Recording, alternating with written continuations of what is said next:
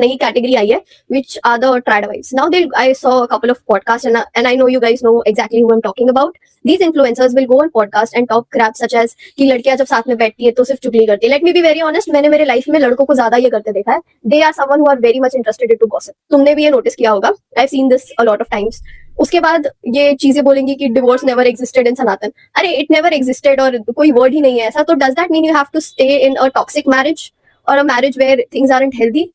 It's 2025 and then you call oh pati parmeshwar and all that. Isn't marriage about equality? Is your husband going to touch your feet? Then okay, it's fine. Why do you have to do it just because you're a woman? I really don't get this.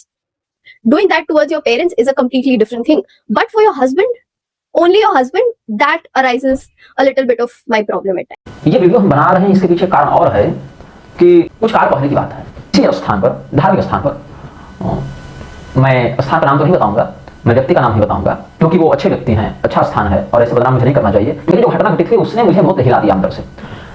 मैं और एक दो और ब्राह्मण बैठे हुए थे, सही लगभग 2-2:30 बजे का समय था, अपराह्न का भोजन प्रसाद हो गया था, फिर बैठे हुए थे, सही कुछ चर्चा परिचर्चा चल रही थी. तो वहाँ एक स्त्री आई, मेरे पास नहीं आई और भी 2-4 लोग बैठे हुए थे, उनके पास आई.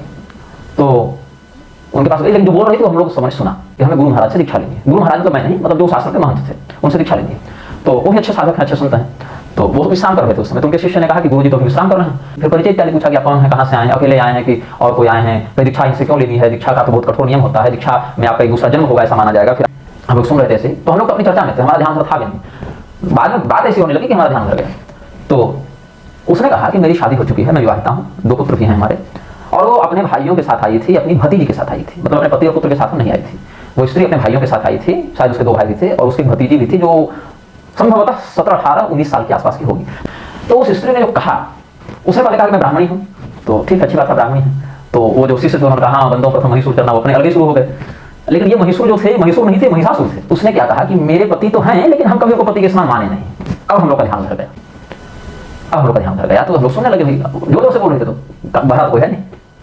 तो सुने तो क्या कह रही थी वो स्त्री कि हमारे पति को हमने कभी पति माना नहीं, लेकिन हमारे 2 पुत्र हैं और क्या है कि हमारे शरीर में गर्मी बहुत है. आप इन शब्दावलियों को ध्यान दीजिएगा. हालांकि मुझे ऐसा नहीं करना चाहिए, लेकिन नहीं कहूंगा तो मैं अपने भाव को व्यक्त नहीं कर पाऊंगा. खुद गर्मी है तो अपनी गर्मी को शांत करने के लिए हम अन्य पुरुषों से भी संपर्क बनाते हैं. मतलब ये शब्दावली थी कि हम अपने शरीर की गर्मी शांत करने के लिए अन्य पुरुषों से अवैध संबंध बनाते हैं. अब हम लोग का खून खोला.